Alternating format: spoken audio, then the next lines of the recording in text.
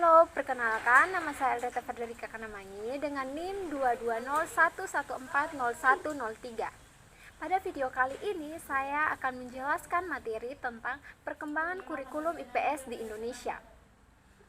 IPS merupakan suatu program pendidikan yang pada pokoknya mempersoalkan manusia dalam lingkungan fisik maupun sosial yang bahannya diambil dari berbagai ilmu-ilmu sosial.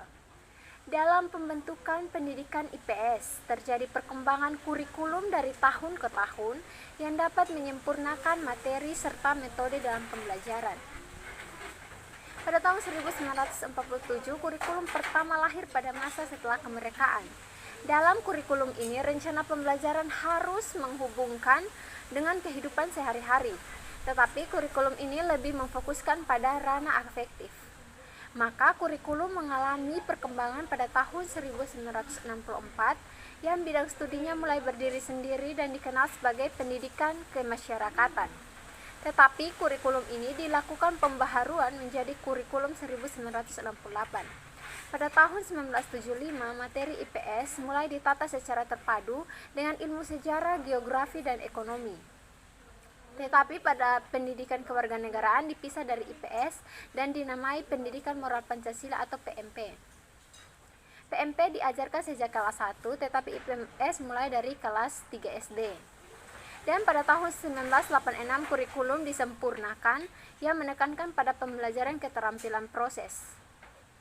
Berbeda dengan kurikulum tahun 1994 yang materi pelajaran ditata secara terpadu dan lebih sederhana daripada materi kurikulum sebelumnya. Pada kurikulum ini PMP berganti menjadi PPKN atau Pancasila dan Pendidikan Kewarganegaraan. Adapun dari segi peluang guru untuk mengembangkan materi yang dituangkan dalam studi muatan lokal. Pada tahun 2004, pemerintah kembali melakukan perubahan kurikulum yang dikenal dengan kurikulum berbasis kompetensi atau KBK. Namun pengembangan kurikulum IPS diusulkan menjadi pengetahuan sosial.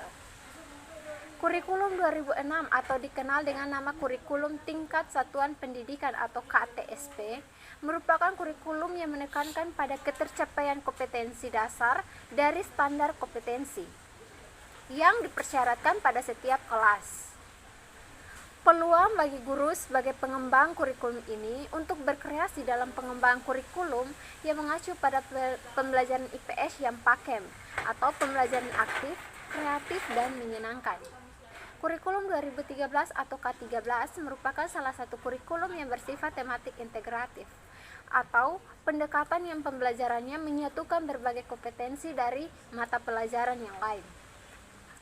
Dan perkembangan kurikulum yang terakhir ialah kurikulum merdeka yang merupakan terobosan dalam hal bagaimana proses dilihat dan dalam kaitannya dengan hasil pembelajaran yang ada.